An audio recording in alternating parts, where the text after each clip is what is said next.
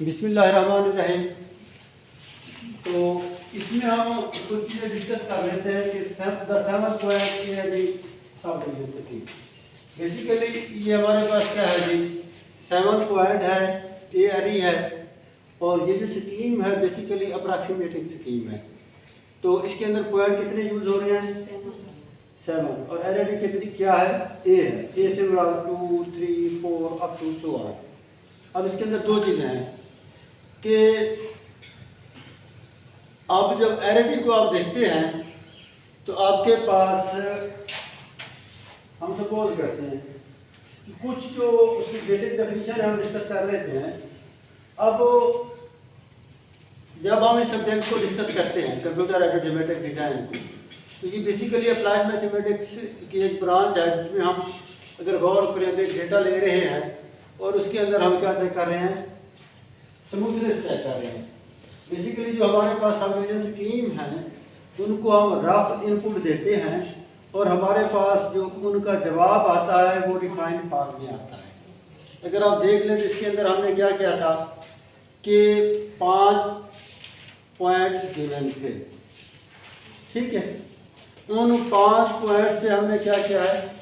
Curve draw किया, और ये फिर हमारे पास क्या है कि सरफेस है, ठीक है। हमारे पास ये जो पॉइंट्स है ये इनिशियल पॉलीगॉन को शो कर रहे हैं, और इन साइड जो आपको नज़र आ रही है उसकी रिफाइंड फॉर्म नज़र आ रही है।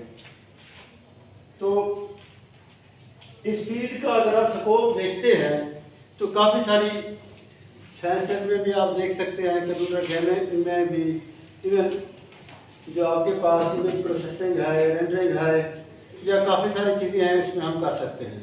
तो इसमें बेसिकली हम डिस्कस क्या कर लेते हैं कि हम इनिशियल स्टेप पे भी हैं।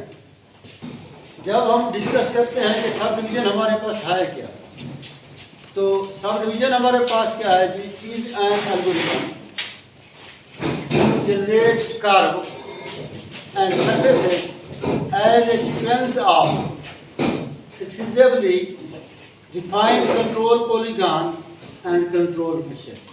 The collection of these subdivision rules are called subdivision scheme. तो जब हमारे पास सबडिविजन स्कीम आ जाती है, इसमें अगर आप गौर करें तो आपने ये क्यूब ली और हम इसको क्या करना चाह रहे हैं? डिफाइन करना चाह रहे हैं। ये एक लेवल का रिजल्ट है, ये दूसरे का है, ये तीसरे का है। तो इसी तरह हमारे पास फैमिली क्या आ जाती है? स्मूथ शेप आ जाती है। तो फिर जब हम बात करते हैं इंटरपोलेटिंग सब डिवीजन स्कीम की, when the limit curve passes through the initial control polygon, then the scheme is called interpolating subdivision scheme. Simple definition है, बार बार हम इसी को डिस्कस करते हैं, बार बार हम इसी को इम्प्लीमेंट करते हैं। तो ये आप लोग नोट कर लें। अब हमारे पास जब हम इसकी बात करते हैं, when the limit curve passes through the initial control points, then the scheme is called interpolating subdivision scheme. हमारे पास ये 4 पॉइंट थे, तो हमने जो लिमिट कर्व उसकी जनरेट की, तो वो जो कर्व है वो इन पॉइंट से पास कर रही है। तो इसका मतलब ये है कि ये उसकी एग्जांपल है इंटरपोलेटिंग सबडिविजन स्कीम की। When the limit curve may or may not passes through the initial control points, then the scheme is called approximating subdivision scheme. May or may not. Possible है कि वो पास भी कर लें, possible है कि वो पास ना करें। तो बाज़ टाइम जो स्कीम अप्रॉक्सीमेटिंग स्कीम इनिशियल पॉइंट से पास करती है तो हम कहते हैं कि इसका जो बिहेवियर है वो इंटरपोलेटरी है। स्कीम अप्रॉक्सीमेटिंग है और उसका जो बिहेवियर है वो क्या है? अप्रॉक्सीमेटिंग है। अब ये अप्रॉक्सीमेटिंग स्कीम की एक पिक्स दी है हमने, इसके अंदर हमने कंट्रोल पॉइंट्स लिए हैं। देख रहे हैं इसके अंदर ये जो ग्रीन डॉट है ये बेसिकली किस चीज़ को शो कर रहे हैं? कंट्रोल पॉइंट्स को। और फिर आप ये डिफरेंट कर्व्स देख रहे हैं, ये बेसिकली क्या है? इफेक्ट ऑफ पैरामीटर को रिप्रेजेंट कर रहे हैं। ये जो कर्व है, कर्व की डिफरेंट वैल्यू पे डिफरेंट रिजल्ट बन रहे हैं। ये बेसिकली क्या है, इफेक्ट है मुख्तलिफ क्या है कार्व्स का। अब इनिशियल पॉइंट तो हमने ले ली, अब इसमें से कुछ वैल्यू जो है अगर आप राइट कर्व को देखें तो वो बड़ा स्मूथ सा लग रहा है। इसके अलावा अगर आप देखें ग्रीन वाले कर्व को तो उसमें एक कार्नर से भर रहे हैं, या आप येलो को देखते हैं उसके अंदर भी बिल्कुल यहाँ पे अगर देखें तो बिल्कुल नोक सी बन रही है। तो ये बेसिकली जो हमारे पास पैरामीटर होता है जिसे हम शेप पैरामीटर कहते हैं, उसका मतलब ये है कि हमारी जो कर्व है उसकी लूजनेस और टाइटनेस को वो रिप्रेजेंट करता है कि वो कर्व अगर हमने लूज़ करनी है तो उसकी हम कौन सी वैल्यू सेलेक्ट करेंगे, अगर हम कर्व को टाइट करना चाह रहे हैं तो उसकी वैल्यू क्या होगी। तो उसके बाद बेसिकली शेप पैरामीटर का मतलब ये है कि हमारे पास अगर कोई फिगर है और हम उसको कंट्रोल करना चाहते हैं, उस फिगर को हम क्या करना चाहते हैं, कंट्रोल करना चाहते हैं, तो वो पैरामीटर की किस वैल्यू पे क्या रिक्वायरमेंट है हमारे। लास्ट टाइम भी मैंने आप लोगों से कहा था कि हम स्कीम लेते हैं, उसी स्कीम से हम कंटिन्यूटी चेक कर रहे होते हैं, उसकी स्मूथनेस दिखा रहे होते हैं, लिमिट कर दिखा रहे होते हैं, उसी स्कीम से हम उसके फ्रैक्टल बना रहे होते हैं। और फिर फ्रैक्टल्स के लिए जो एक रेंज थी उसके अंदर आपने देखा था कि थोड़ा सा पैरामीटर को चेंज करते हैं और जो शेप है उसके अंदर क्या आता है, इतनी चेंज हो जाती है कि आपको अज्यूम नहीं कर सकते कि ये भी इस इनिशियल पॉलीगॉन से बनी होगी, ऐसे है ना। तो बेसिकली शेप पैरामीटर एडजस्ट करने का मतलब क्या होता है कि आप अपनी स्कीम को अपनी ज़रूरत के मुताबिक यूटिलाइज कर सकते हैं। तो ये उसके डिफरेंट इफेक्ट हमने शो किए हैं। इसके बाद हम सपोज करते हैं कि हमारे पास जो कंट्रोल पॉइंट है या इनिशियल कंट्रोल पॉइंट है। लास्ट टाइम भी इन चीज़ों को वर्बली हमने डिस्कस किया था और एग्जांपल के थ्रू आपको बताया था कि जो पॉइंट्स हम गिवन पॉइंट्स हमारे पास होते हैं, ठीक है, जिससे हम नेक्स्ट जो हमारी कर्व है वो ड्रा करना चाह रहे होते हैं। The control points are the group of points which are used to determine the shape of curve, surfaces and any other high dimensional object. An arrangement of control point at initial level of the subdivision scheme is called the initial control polygon. जब हम उनको zero level के points देते हैं और हम ये दो डिफरेंट चीज़ें हम यूज़ करते हैं। अक्सर जब मैं आपसे आपको समझा रहा होता हूँ, कभी हम बात करते हैं इनिशियल पॉइंट की, कंट्रोल पॉइंट की, और कभी हम बात करते हैं लिमिट कर्व की।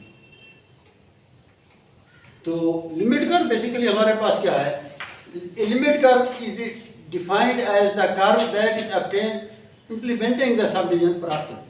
वो हमारे पास जो सब डिवीजन हम इंप्लीमेंट करते हैं उससे जो रिफाइन फॉर्म आती है उसको हम क्या कहते हैं, लिमिट कर्व कहते हैं। थोड़ा सा बेसिकली ये जो प्रेजेंटेशन है ये इसलिए बनाई गई थी उन लोगों के लिए जिन लोगों को इन चीज़ों का पता नहीं होता। तो बेसिक समझने के लिए कि सब डिवीजन क्या है, इंटरपोलेटिंग क्या है, अप्रॉक्सीमेटिंग क्या है, हम उसको क्यों पढ़ना चाहते हैं। अब ये एक हमारे पास स्कीम है, इसमें हमारे पास क्या है जी, रेड जो डॉट है ये किसी को शो कर रहा है, रेड सर्कल कंट्रोल पॉइंट्स को, और जो ब्लू लाइन है वो किसी को तैयार कर रहे हैं स्मूथ को। अब बेसिकली ये जो इसके अंदर फिगर यूज हो रही है, इसके अंदर एक मिस्टेक है टेक्निकली।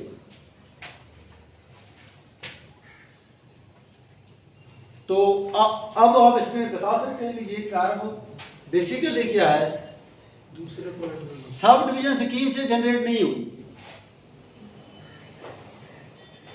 ये जो कर्व है ये सब डिवीजन स्कीम से जनरेट नहीं हुई, जबकि हम इसको एग्जांपल के तौर पे कोट कर रहे हैं कि कंट्रोल पॉइंट्स और लिमिट कर्व बता रहे हैं।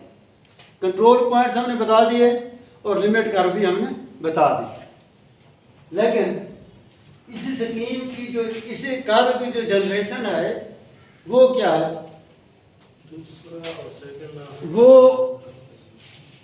सब डिवीजन स्कीम से नहीं है। अप्रॉक्सीमेटिंग सब डिवीजन स्कीम से नहीं है। बेसिकली अगर आपने बेजियर कर्व को पढ़ा है तो बेजियर कर्व इनिशियल और फाइनल पॉइंट से पास करता है।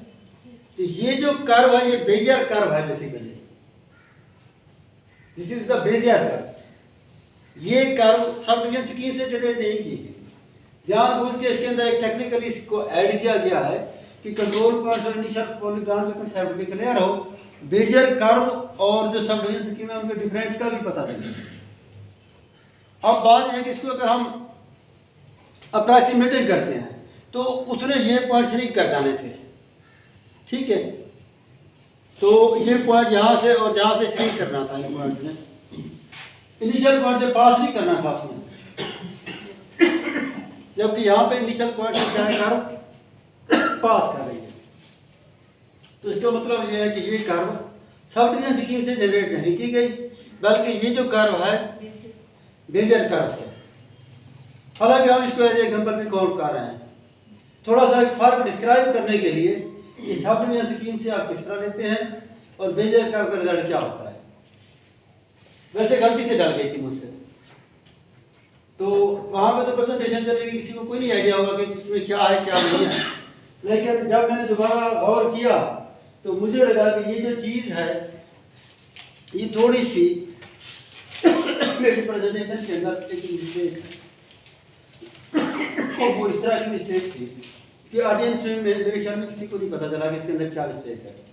कोई अगर टेक्निकल बंदा होता उस फील्ड से तो वो उसको थोड़ा सा पॉइंट कर सकता था, अदरवाइज ऑडियंस तालियां ही बजाते हैं।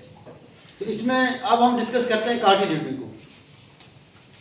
तो ये बेसिकली हमारे पास क्या है कि it refer to the smoothness and differentiability of the limit curve surfaces produced by the subdivision process. तो कंटिन्यूटी को भी डेली हम डिस्कस करते रहते हैं, अब फाइंड भी करते हैं, उसका ऑर्डर भी डिस्कस करते हैं, और ये उसकी डेफिनेशन है। अगर आप लोग इसको थोड़ा सा देख लें तो नेक्स्ट इसमें हमने क्या किया है, ये बेसिकली हमारे पास क्या है कि 7 point binary अप्रॉक्सीमेटिंग sub division scheme है। बाइनरी भी है, बाइनरी मीन इसकी जो एरिटी है वो क्या है 2 है, और पॉइंट्स इसके अंदर कितने यूज हो रहे हैं 7, और उसके अंदर क्या है पैरामीटर की भी एडजस्टमेंट है। अब अगर हम इसी स्कीम का मास्क लेना चाहें तो 8 पॉइंट से हम कोएफिशिएंट लेंगे, ये कोएफिशिएंट फिर इधर से लेंगे, फिर ये वाला लेंगे, फिर उसके बाद इसी तरह उसके साथ ये वाला ले लेंगे, इसी तरह एक उस रूल से और एक दूसरे रूल से। इसकी अगर हम बात करें इसके मास्क की, जो आपका क्वेश्चन था कि मास्क कैसे बनाते हैं, ऐसे था ना। अब इस स्कीम में अगर हम मास्क बनाएं तो हमारे पास 1/4096 तो कॉमन है। इसके अलावा हम क्या कहते हैं कि मास को यूजुअली हम किसी से रिप्रेजेंट करते हैं अल्फा से, ठीक है। अल्फा हमारा किस चीज़ के बराबर होगा, इससे पहले जितने भी वैल्यूज हम कहते हैं कि वो 0 0 है, हम आप ऐसे भी लिख सकते हैं, ठीक है। अब उसके बाद हमारे पास यहाँ से पहली वैल्यू क्या है म्यू है। हम सपोज कर लेते हैं कि ये जो मास का है इसमें हमारे पास ये हमारा क्या है कॉमन है, और इसमें हमारे पास पहली वैल्यू क्या है म्यू। म्यू हमारे पास क्या है बेसिकली शेप पैरामीटर है, जिससे हम उसकी शेप को क्या करते हैं कंट्रोल करते हैं। अब वो लास्ट टाइम हमने यहाँ पे क्या लिखा हुआ था एफ लिखा हुआ था, एक दिन हमने इसमें यहाँ पे क्या लिखा हुआ था पी लिखा हुआ था, यहाँ पे लास्ट थोड़ी देर पहले हम जहाँ पे जे लिखा हुआ है वहाँ पे क्या था के। बेसिकली ये क्या नोटेशन है, आपकी नोटेशन कुछ भी हो सकती है, लेकिन इसका मतलब क्या है कि इसके अंदर 2 रूल है, एक आड रूल है एक इवन रूल है।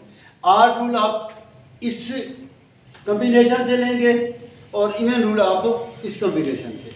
अब एक पॉइंट हमने यहाँ पे ले लिया, अब हमारे पास जो दूसरा कोएफिशिएंट होगा वो इसका क्या है 4 + 9 म्यू, ठीक है। ये हमारे पास क्या हो गया दूसरा। फिर हम आ जाएंगे यहाँ पे i - 2 पे, ये हमारे पास क्या है जी 24 प्लस क्या है जी 34 म्यू, ये हमारे पास क्या है जी, ठीक है 34, सॉरी ठीक है। अच्छा उसके बाद हम आते हैं कि हमारे पास दोबारा अगर हम उसको गौर करते हैं 66 60 ठीक है ना, म्यू प्लस 220। अच्छा जी सॉरी, अब हमारे पास एक तो हमने यहाँ से लिख लिया था, अच्छा जी सॉरी 66 म्यू प्लस क्या था जी 220, ठीक है। उसके बाद हमारे पास नेक्स्ट वैल्यू क्या है जी आई माइनस 2 के बाद आई माइनस क्या आना था 1, तो ये हमारे पास क्या है जी 660 प्लस 56 म्यू प्लस हमारे पास म्यू कितना है 55 म्यू। तो बेसिकली ये जो हम अरेंजमेंट लिख रहे हैं इसको हम मास्क करते हैं, और मास्क ये हमारे पास स्कीम है, स्कीम से हम क्या ले रहे हैं मास्क, अगर हमें मास्क गिवन हो तो हम बना लेते हैं स्कीम, और फिर इस मास्क को एक सीरीज में हम कन्वर्ट करते होते हैं कंटिन्यूटी फाइंड करने के लिए, जिसे हम क्या कहते हैं लॉरेंट पॉलीनॉमियल भी कहते हैं, सिंबल भी कहते हैं, इन टर्म ऑफ जब लॉरेंट सीरीज हम उसको वो करते हैं। नहीं अब इसमें सर एक और चीज़ है, किसी पेपर में होता है जी मतलब 7 पॉइंट है ना तो -7 से स्टार्ट लेता है, किसी में -6 से लॉरेंट में लेता है, ये क्या चीज़ है फिर? मैं अब वही आपको बात कर रहा हूँ कि हम अपनी रिक्वायरमेंट के मुताबिक स्कीम को रिप्रेजेंट करते हैं। यहाँ पे हमने ये लिखा है ना, पिछली दफा हम क्या लिख रहे थे के, तो आप ये कहना चाह रहे हैं कि जो सीरीज होती है आगे वाला मतलब ठीक है ना।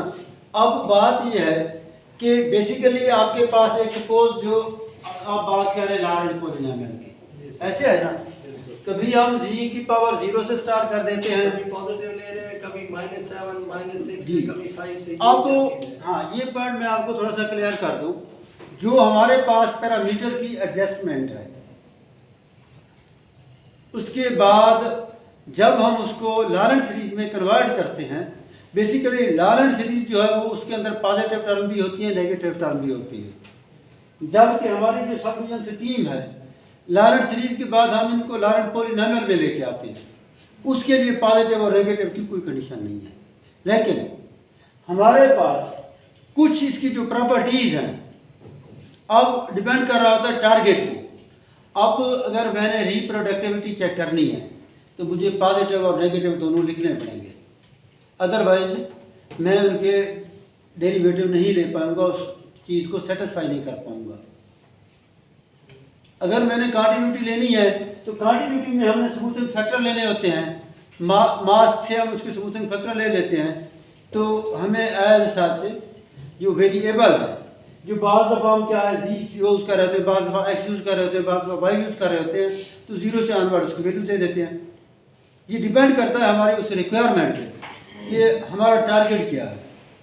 पहले भी लेक्चर में यही बात की थी कि लॉरेंट पॉलीनॉमियल को हम अपनी एडजस्टमेंट के मुताबिक, अपनी जो नीड है उसके मुताबिक एडजस्ट करते हैं।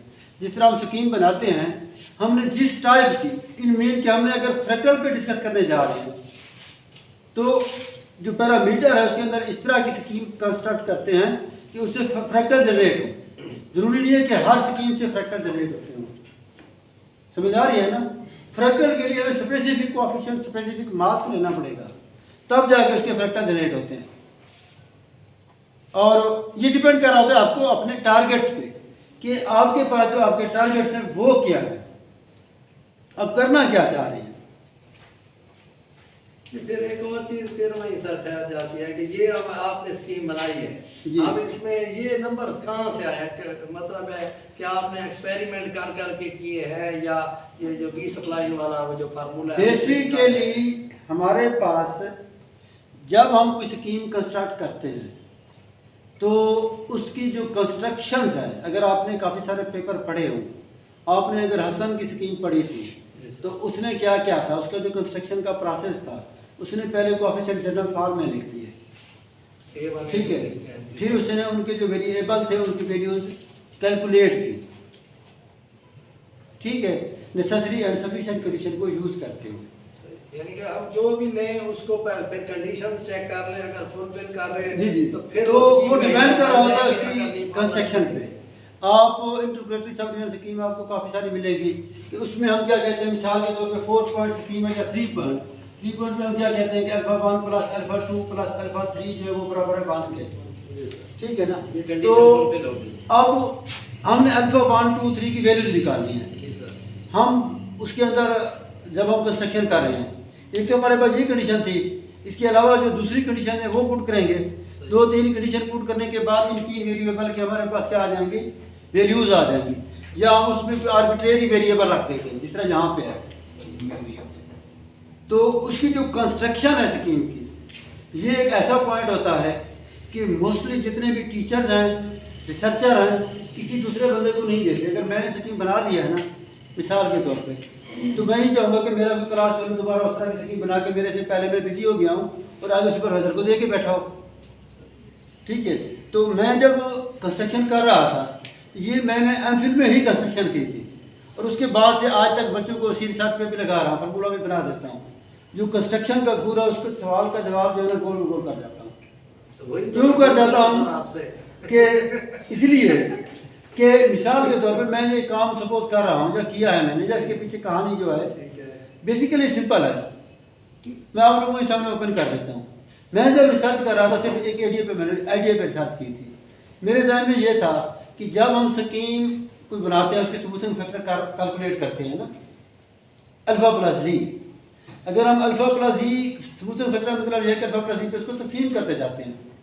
अगर हम कोई कोएफिशिएंट ले लेते हैं ऐसा, ठीक है, उसको अगर हम उसको मल्टीप्लाई कर दें अल्फा प्लस जी से, तब भी तो वही स्कीम बन जाएगी। मिसाल के तौर पे मेरे जहन में आइडिया आया कि सपोज मेरे पास जो कोएफिशिएंट है, सपोज मैं कर रहा हूँ कि मैंने 1 2 3 अज्यूम कर ली, मैं यूज़ कर रहा था टेबल मेथड को, ठीक है। मिसाल के तौर पे मैं कोएफिशिएंट यूज़ कर रहा हूँ 1 6 -1, ठीक है। मैंने इसको स्टार्टिंग पॉइंट लिया। अब इसके बाद मैं क्या करता था, ये -1 एज इट रहे। अब इसके साथ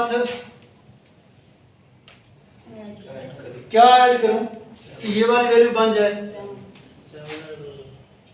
ठीक है ना। अच्छा, अब बात ये है कि इसके साथ क्या ऐड करूं कि हमारे पास ये रिजल्ट बन जाए। यानी जो आपको टेबल में प्रोसेस पढ़ाया था ना, जी सर, जो आपका एक प्रोसेस था, उसका रिवर्स प्रोसेस, बेसिकली मैंने उसका क्या यूज़ किया, रिवर्स प्रोसेस यूज़ किया। समझ आ रही है ना। मेरे जहन में आइडिया आया कि जितनी भी स्कीम बनी पड़ी हैं, इनका रिवर्स प्रोसेस जो है वो आपने करना है, तो आपके पास एक नई स्कीम बन जाएगी। मैं आज आप लोगों के सामने ओपन कर रहा हूँ, अदरवाइज मैं ये ओपन नहीं करता होता था। तो मिसाल के तौर पे मैंने जब स्कीम पे किया, सपोज मैं यूपी सप्लाई को देख रहा था 1 2 1 1 1 ऐसे है ना, ठीक है ना, ये दो थे ना। अब मैंने 1 लिखा, दोनों को ऐड किया, फिर ऐसे बन गया। फिर ये क्या 1 3 इनको ऐड करेंगे 3, और फिर ये 1 लिख दिया एंड पे। फिर इन दोनों को मैंने क्या किया 1, ये हमारे पास क्या होगा 4 6 4 1, ये बन गया। तो ये वाली स्कीम बेसिकली इसमें आपने टर्म वही यूज़ करनी है, मल्टीप्लाई, क्योंकि सारी चीज़ें मेरे जहन में थी। जब आप रिवर्स प्रोसेस करते हैं किसी चीज़ का, तो आपको फैक्टर का भी पता होता है, और हर फैक्टर पे मिसाल के तौर पे इनका सम मान करने के लिए, ठीक है ना। अब दो रूल बन रहे हैं ना, एक ये बन रहा है, एक ये बन रहा है। 2 है ना, 1 करने के लिए क्या करेंगे 1/2, यहाँ पे क्या कर देंगे 1/4, यहाँ पे हम क्या कर देंगे 1/8, ऐसे है ना। अब इसके बाद जो स्कीम होगी वो क्या हो जाएगी, ये एक अलग से इसके साथ भी टेबल चलती रहेगी। समझ आ रही है ना। अब ये हमारे पास क्या होना था 1 5 10 10 5 1, ये हमारे पास हसन की स्कीम बन जाएगी। इसके साथ हमारे पास मास क्या होगा 1/16 आ जाएगा। ये जो रिवर्स प्रोसेस था। अब फिर मैंने देखा कि ये सिंपल स्कीम है, कहीं ऐसा करते हैं कोई पैरामीटर ऐड कर देते हैं। जब मैं एमफिल में पढ़ रहा था, मेरे जहन में आइडिया आया, और मैंने ये स्कीम बना के एनालाइज करके सुपरवाइजर के सामने रख दी। उसने कहा कि आप 3 पॉइंट से 4 पॉइंट बना लें। मैंने एक फैक्टर से और मल्टीप्लाई किया, ठीक है ना। तो यानी कि एक 2 दफ़ा मल्टीप्लाई किया, 2 पॉइंट हमें चाहिए थे ना, एक बार मल्टीप्लाई किया तो क्यूबिक जस्ट लाइक क्यूबिक भी सेपरेट स्कीम बनी, जब दूसरी तरफ मल्टीप्लाई किया तो वो हमारे पास डुअल स्कीम बन गई। एक स्टेप 4 के लिए बता दें इसका। ये देखिए ना, आप अगर गौर करें ना कि ये हमारे पास, इसको आप देखेंगे एक दफा हमारे पास क्या बनती है स्कीम, डुअल बनती है, एक दफा प्राइमर बनती है, ठीक है ना। डुअल में हमारे पास क्या होती है, रूल की आपस में सिमेट्री होती है, और प्राइमर में रूल के जो आप एक रूल है उसके अंदर सिमेट्री एग्जिस्ट करती है। इसको अगर आप देखेंगे तो ये 4 4 है, 1 6 1 है। आगे अगर हम जाएंगे इसको अगली इसमें 1/32 पे, ये हमारे पास क्या होगी 1 6 15 20 15 6 और 1। अब ये हमारे पास बेसिकली स्कीम क्या है, 4.1 है। अब इसका जो एक रूल है वो हमारे पास क्या है जी, अब एक रूल हमारे पास क्या है जी 1/15, ठीक है ना। फिर हमारे पास क्या है जी 15/16 है, ऐसे है ना। फिर हमारे पास क्या है 15/16, फिर हमारे पास क्या है जी 1/16, यानी इसकी एक रूल के अंदर सिमेट्री बन रही है ना। एक हमारे पास होता है कि रूल आपस में सिमेट्रिक होते हैं, एक जो होता है कि हर रूल के अंदर सिमेट्री बनती है। असल में सर ये जो हमारे पास प्राइमल स्कीम्स हैं उनके अंदर, ठीक है ना, ये सिमेट्री एग्जिस्ट करती है इस तरह की। नहीं सर, जिस तरह आप कह रहे हैं ना, ये असल में फॉलो कर रहा होता है ट्रायंगुलर लॉ को, जी, ठीक है। उसमें ये होता है कि एक अगर 2 है तो अगली 3 होगी, जिस तरह बाइनोमियल थ्योरम में होता है एक जी, टर्म जी। ज्यादा होती है, जी, जी। यानी कि एक इवन अब- आ रही होती है, एक ऑड आ रही होती है। अब इसके अंदर मुख्तलिफ, यानी कि हम उसके अंदर फार्मूलाज एडजस्ट करके सही है, उसकी एरिटी को भी आपने मद्देनजर रखना है। फिर इस फार्मूले से वो फार्मूला बनाया जिससे मैंने एम को एड एरी स्कीम बनाई। सही है। फिर मैंने उस स्कीम को 3 पॉइंट एरी अलग पब्लिश करवाया, 4 पॉइंट एरी अलग दूसरे जर्नल में, 5 पॉइंट एरी उसके बाद, इसी तरह करते कराते 7 पॉइंट एरी तक, 8 पॉइंट एरी तक 4-5 पेपर मैंने इसी सीक्वेंस से निकाल दिए। काम सारा किया हुआ है, प्रोग्रामिंग की हुई है, ठीक है ना, प्रॉपर्टीज क्लियर हैं, ठीक है, जस्ट आपने उसकी एरिटी इंक्रीज की है। ठीक है। एक मैंने इस तरह पेपर लिखे, एक 2 पॉइंट 3 पॉइंट 4 पॉइंट कर दिए, 8 पॉइंट इवन पॉइंट कर दिए, फिर स्टेशनरी, ठीक है ना। मैं अच्छा, फिर बैनिटरी को आ गया, फिर स्टेशनरी पे चला गया। तो मतलब ये है कि उसके अंदर एक वेरिएशन दे दी। मेरा जो काम था बेसिक नुकता सिर्फ एक पॉइंट था जिसमें मैंने काम स्टार्ट किया था, और वो ये था कि रिवर्स प्रोसेस, कि इस स्कीम का रिवर्स प्रोसेस करूँ तो मेरे पास क्या बनता है। फिर मैंने कहा कि हमारे पास जस्ट ये वाली लाइन चेंज करने से ना, ठीक है ना, अगर आप 4 पॉइंट स्कीम देखें ना, आपके पास जो 4 पॉइंट स्कीम थी इंटरपोलेटिंग, ठीक है ना, उसके कोएफिशिएंट आपके पास क्या बन रहे थे, जिस दरमियान यहाँ पे 6 बनता है ना, अगर इसको बनाए आपके पास वही 14 बनेगी, रिवर्स प्रोसेस, ठीक है। जब हम इसका रिवर्स प्रोसेस शुरू करेंगे, ठीक है, अब हम ऐसा करते हैं कि इसका रिवर्स प्रोसेस करके हम चेक करते हैं, ठीक है। अब मिसाल के तौर पे -1 था, 6 था, -1 था, ये -1 होगा, इन दो को ऐड करेंगे तो यहाँ पे हमारे पास क्या आएगा 5, और इन दोनों को ऐड करेंगे तो 5 -1 एज इट लिखेंगे, ठीक है। अब ये करेंगे, ये 5 है तो इसके साथ क्या ऐड करें 4 10 4 -1, फिर हम क्या करेंगे -1, ठीक है, 3, ये हमारे पास क्या है जी 14, ये हमारे पास क्या है जी 14 3 -1। फिर नेक्स्ट स्टेप पे हम क्या करेंगे, ये हमारे पास क्या है जी -1 2, ठीक है, -1 हमारे पास क्या आ रहा है 2 आ रहा है, ठीक है ना। अब बेसिकली यहाँ पे मुझे लगता है कि 4 था, आपने ऐसे वो करवाया मुझसे 4 था, और यहाँ पे हमारे पास क्या था 3 था इंटरप्रेटिंग के लिए ना। यहाँ पे क्योंकि चौथे स्टेप पे आके वो 0 होना था ना यहाँ पे, यस, तो ये 2 बनेगा, यहाँ पे हमारे पास क्या बनना था 1, और अब यहाँ पे हमारे पास क्या बनना था वैल्यू 0, ऐसे था ना। आप 6 आ जाएगा ना, वो चेंज कर रहे हैं तो ये बनेगा ना, वो थोड़ा सा मिस्टेक कर रहे थे तो उस वजह से हमारे पास क्या आ गया 1, और ये हमारे पास क्या बनता 5, और ये हमारे पास क्या बनता 5, और ये हमारा क्या होता 1, और यहाँ पे हमारे पास 0 हो गया, ठीक है। अब इसको इसके साथ ऐड किया, इसके साथ ऐड करेंगे तो ये हमारे पास क्या बनेगा सपोज कर रहे हैं, कहीं मिस्टेक तो नहीं कर रहे हम? हाँ? 5 की जगह 8 5 की जगह 8 है, सॉरी वो वही मैं कह रहा हूँ कि कहीं मैं मिस्टेक कर रहा हूँ ना। ठीक है, अब हमारे पास क्या बनेगा, ये 0 था, अब हम इनको ऐड करेंगे तो ये हमारे पास क्या बनेगा, 9 16 9, ठीक है ना, 0 -1। अब मैंने देखा कि जब हमारे पास, इसको हम देखते हैं, इसका अलग अलग रूल करते हैं ना। इसका डिनोमिनेटर टर्म हमारे पास क्या था जी, 1/16, ये हमारे पास 1/16 है ना इसमें, जब आप थोड़ा करके दो, क्योंकि इसके बाद तो उसकी कंटिन्यूटी एग्जिस्ट नहीं करती थी, यहाँ तक करती थी, इस तरह जाती थी ना, वो भी एल की डिफरेंट वैल्यू लेने से।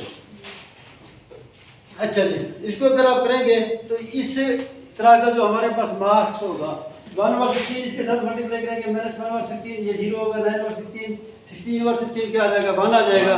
तो उससे हमारी जो कंस्ट्रक्शन होगी वो क्या बन जाएगी, इंटरपोलेटिंग स्कीम। तो इसी रिवर्स प्रोसेस को मैंने यूज़ किया और सारी की सारी जो मेरी पीएचडी थी वो इसी एक पॉइंट के गिर्द घूमती रही, और मैंने पीएचडी में कोई मेहनत नहीं की, लेकिन सबसे पहले काम किया सिर्फ इस एक आइडिया की वजह से, और ये इसी एक आइडिया की वजह से सारा कुछ मैंने आगे जाके लेके गया। ये वो आइडिया था जिसके ऊपर मेरा सारे का सारा अब तक का रिसर्च जो है ना, उसको घुमा फिर के 2 मिनटों के बाद स्कीम बन जाती है, 2 मिनटों के बाद कुछ और बन जाता है, उसकी डिफरेंट प्रॉपर्टीज़ में। अब स्कीम बनाने से आगे ही क्योंकि लोग जा चुके हैं ना, उनकी डिफरेंट प्रॉपर्टीज़ पे डिस्कशन हो रही है, तो फिर इसके अंदर आइडियाज़ होते हैं। जब आइडियाज़ होते हैं तो उसके अंदर अगर आप गौर करें कि हमारे पास